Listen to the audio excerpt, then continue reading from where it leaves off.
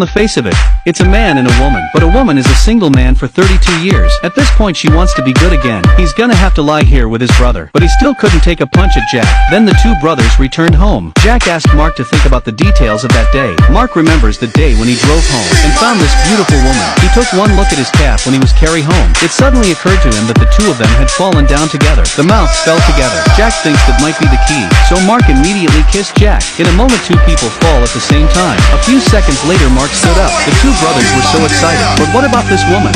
Who is she? Mark decided to look up the woman first. As a lawyer, it should be easy to check a person. He took the woman's photo and fingerprints and asked a colleague to help.